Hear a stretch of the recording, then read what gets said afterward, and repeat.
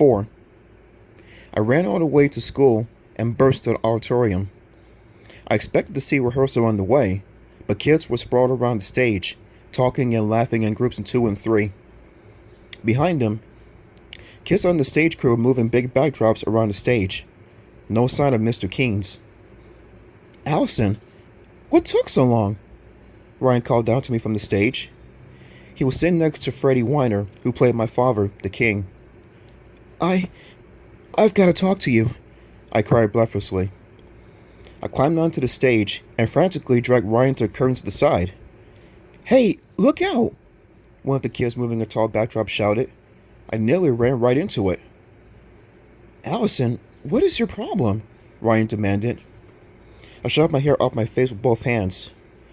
"The cat," I choked out. "He came to life." Ryan stared at me as if I was speaking some strange language. "He was dead, Ryan," I continued excitedly. "You saw him, right? I carried him up to the old house. A girl recognized him.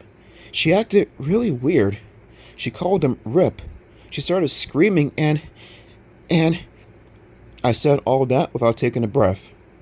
Ryan continued to stare at me. "And then the cat came back to life," I cried.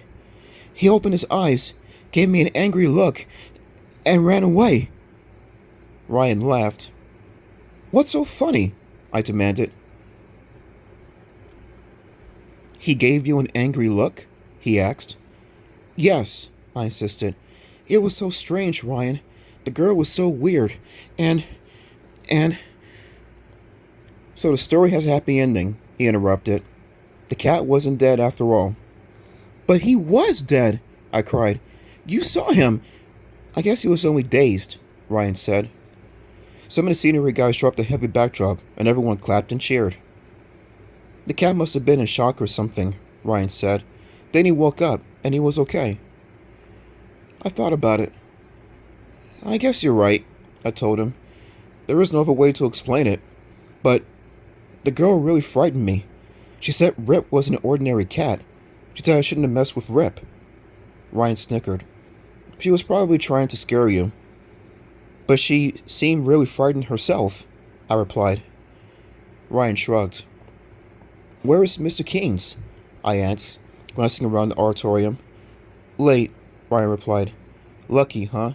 We won't get a lecture." "Yeah, lucky," I agreed. But I couldn't stop thinking about Crystal and Rip. I was still thinking about them when Mr. Keynes finally came bursting onto the stage, clapping his chubby hands. People, can we begin our scene now?" I grabbed my cardboard crown off the throne and slid it over my hair. Ryan stepped into place, using a walking stick as a cane. "So sorry I'm late," Mr. Keynes said, hurrying across the stage, clipboard pressed over the front of his brown cardigan sweater.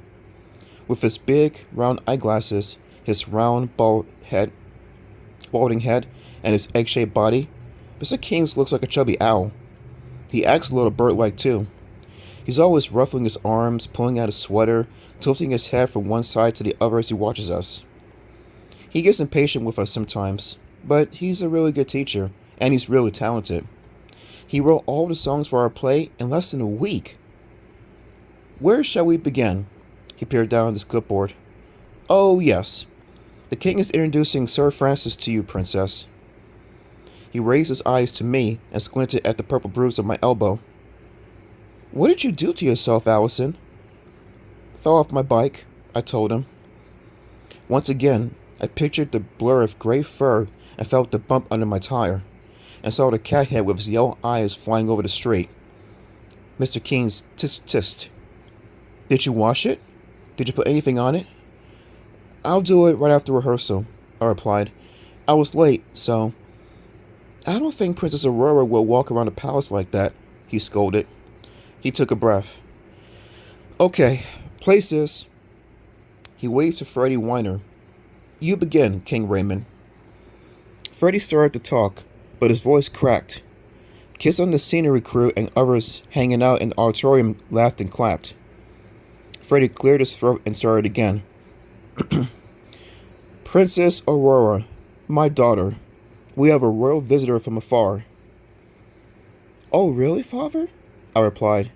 standing straight and tall as a royal person. "Allow me to introduce the prince," Freddie said, sweeping his hand toward Ryan. Ryan leaned on his walking stick and took a deep bow.